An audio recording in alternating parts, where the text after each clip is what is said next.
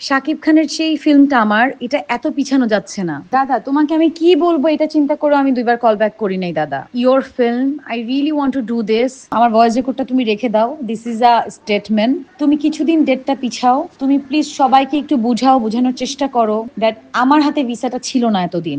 চুক্তিতে যদি সেরকম কিছুই থাকে তাহলে তো আমি তো তার কাছে টাকা চাইতাম। সে যখন শাকিব খানের লাস্ট সে আমাকে একটা জিনিস বলেছে, তার জন্য আমার পরপর দুইবার শিডিউল চেঞ্জ করতে হয়েছে। আমাকে সে বলে কিনা যে আমার সময় নষ্ট হয়েছে। বেসিক্যালি যদি বলতে হয় তাহলে অপেশাদারি আচরণ তো ও করেছে।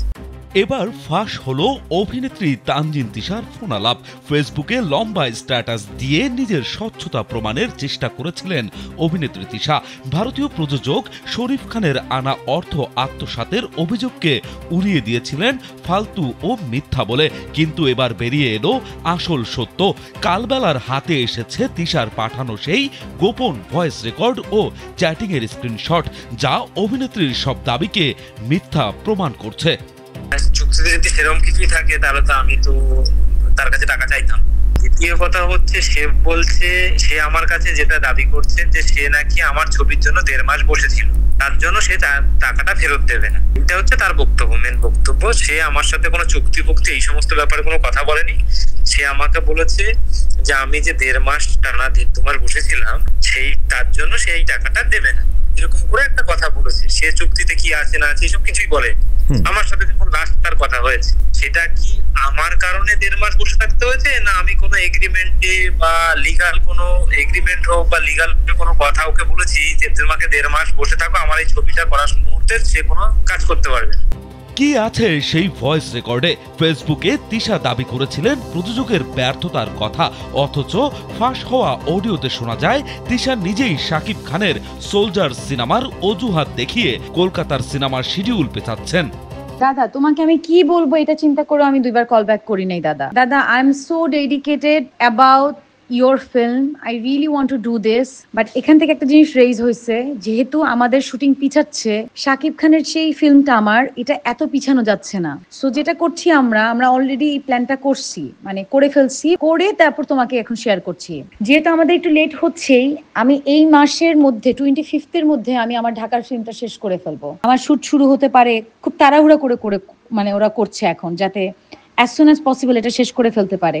সো তুমি প্লিজ দাদা, এবং আমার কলকাতার আমার ইন্ডিয়ান ভিসা হবেই, কারণ ওদেরও গানের শুট হবে এখন ইন্ডিয়াতে। সো ইন্ডিয়ার ভিসা না হয়ে আর কোনো উপায় নাই। সো টুডে টুমরো আমার ইন্ডিয়ান ভিসা হচ্ছে।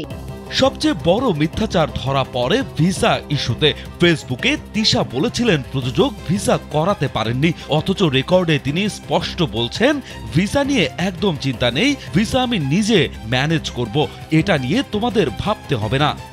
এবং ওরা হচ্ছে নেক্সট মান্থের মধ্যে ওরা প্যাক করবে, এবং ওরা নেক্সট মান্থের মধ্যে ওরা গানের শুটও করতে ইন্ডিয়া যাবে। সো তুমি প্লিজ, আমি তোমাকে রিকোয়েস্ট করব, আমার ভয়েস রেকর্ডটা তুমি রেখে দাও, দিস ইজ আ স্টেটমেন্ট। তুমি কিছুদিন ডেটটা পিছাও, তুমি প্লিজ সবাইকে একটু বুঝাও, বোঝানোর চেষ্টা করো দ্যাট আমার হাতে ভিসাটা ছিল না এতদিন। আর যেহেতু আমি পরপর 2টা সিনেমায় সাইন করেছি, এই সিনেমা আমি পিছাতে কত পিছাবো, কারণ এই সিনেমা কিন্তু দেশপ্রেম সিনেমা, এবং এটা কিন্তু 16ই ডিসেম্বর রিলিজ হবে। সো আমি এটা আর পিছাতে পারছি না, তাহলে এটা আমার পুরা ছেড়ে দিতে হবে। সো আমরা যেহেতু অনেক লেট করেছি, আমরা আর 20টা দিন আমরা লেট করি দাদা। তিশা প্রযোজক শরীফ খানকে লাইন প্রডিউসার বলে দাবি করলেও শরীফ খান এগ্রিমেন্ট ও মোশন পোস্টার দেখিয়ে প্রমাণ করেছেন তিনি মূল প্রযোজক। তিনি জানান তিশার এই টাল বাহানায় তাদের বিশাল আর্থিক ক্ষতি হয়েছে, অথচ প্রায় 4.25 লাখ টাকা অগ্রিম নিয়ে এখন তা ফেরত দিতে চাইছেন না এই অভিনেত্রী, যেখানে একই সিনেমা থেকে সরে দাঁড়িয়ে অভিনেতা খায়রুল বাশার সাথে সাথেই টাকা ফেরত দিয়ে সততার প্রমাণ দিয়েছেন। তাহলে সে দেখা মিডিয়াকে যে আমি প্রডিউসার না, বা তার সাথে কার কথা হয়েছে। তো আমি তো হাওয়ায় কথা বলছি না, আমার কাছে অল টোটাল প্রুফ আছে। আপনারা যখন যে প্রুফটা চাইবেন আমি সেই প্রুফটা দিয়ে দেবো। আমি যদি প্রডিউসার না হয় তাহলে আমি কেন কথাটা বলবো তার সাথে? সে যখন শাকিব খানের লাস্ট সে আমাকে একটা জিনিস বলেছে, তার জন্য আমার পরপর 2বার শিডিউল চেঞ্জ করতে হয়েছে। একটা সিনেমার শিডিউল চেঞ্জ করা মানে একটা প্রযোজকের যে কত টাকা লোকসান, সেটা মনে হয় তার, হয়তো সে এখনো পর্যন্ত সিনেমা করেছে কি করেনি জানি না, মানে হয়তো করেনি, তার হয়তো জানা নেই। মধ্যরাতে ফোন দেওয়ার যে অভিযোগ তিশা করেছিলেন প্রমাণ করতে বলেছেন প্রযোজক নিজেই।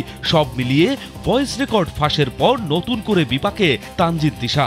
আমাকে সে বলে কিনা যে আমার সময় নষ্ট হয়েছে, তাই এই ধরনের ব্লেম আমাকে দিচ্ছে। এবার ওর জন্য যে আমার কত সময় নষ্ট হয়েছে, বেসিক্যালি তো আমি তো আমার টাইম মতন আমার শিডিউল মতন ওকে ভিসাটা করিয়ে দিয়েছি। বেসিক্যালি যদি বলতে হয় তাহলে অপেশাদারি আচরণ তো ও করেছে। রাজু আহমেদ, কালবেলা।